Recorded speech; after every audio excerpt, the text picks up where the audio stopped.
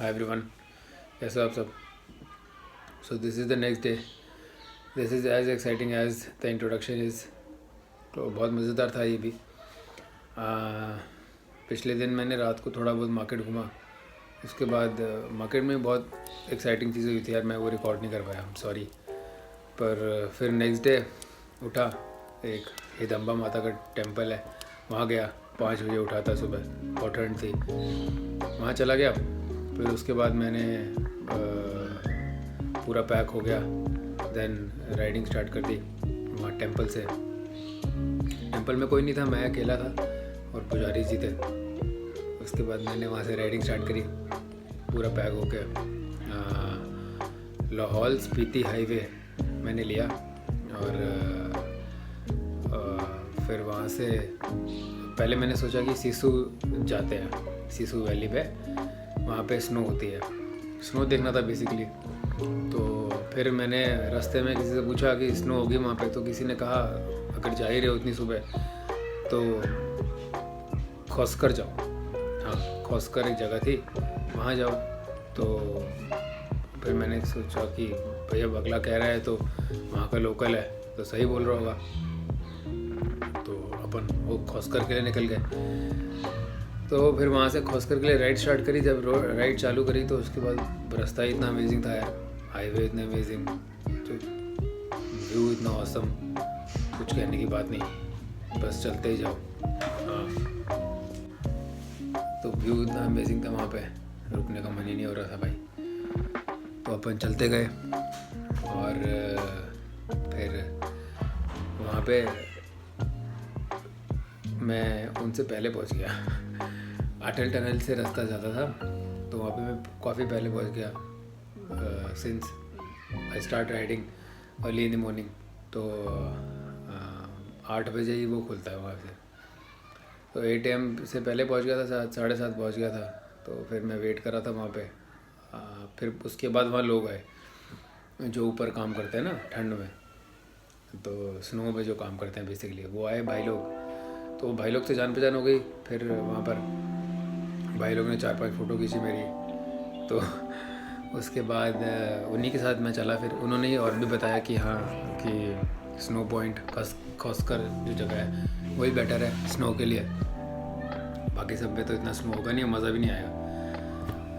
तो फिर मैं उनके साथ चल पड़ा. फिर अटल टनल क्रॉस करके, अटल टनल काफ़ी लंबा है यार, बहुत लंबा अटल टनल है. निकले 5-10 मिनट लग जाएंगे उसे क्रॉस करने में नॉर्मल स्पीड पे. तो अपन निकले वहाँ से. आधा मज़े की बात है, आधा टनल ठंडा होता है और आधा टनल गर्म. हाँ, तो जो ठंडा होता है वो भाई साहब बहुत ही ठंडा होता है, और जो गर्म होता है वो अमेजिंगली वो भी हॉट होता है. तो उसका भी अलग एक्सपीरियंस. तो फिर वहाँ से निकले. फिर उसके बाद निकलने के बाद 2-4 फ़ोटो और ली. फिर आगे बढ़े और फिर उन भाइयों के साथ फिर वहाँ पे एक पॉइंट आता है. वहाँ पे जाने से पहले ना, फिर वहाँ पे प्राइवेट व्हीकल नहीं जा सकते, चाहे आपके पास 4 व्हीलर हो चाहे 2 व्हीलर हो, तो आप लोग उसे आगे नहीं ले जा सकते कोई भी हो. तो फिर वो वहाँ पे पार्क कर दिया. फिर उन भाइयों ने मेरे को वहाँ पे कैब करवा दी, अपने साथ सेट करवा दिया. उन्हीं की गाड़ी में अभी मैंने थोड़ा सा उसका, फिर वहाँ से मैंने रिकॉर्ड करा रास्ता जाने का. क्या अमेजिंग व्यू था यार वहाँ पे, it was totally cool man, amazingly cool. फिर मैंने वो रिकॉर्ड किया.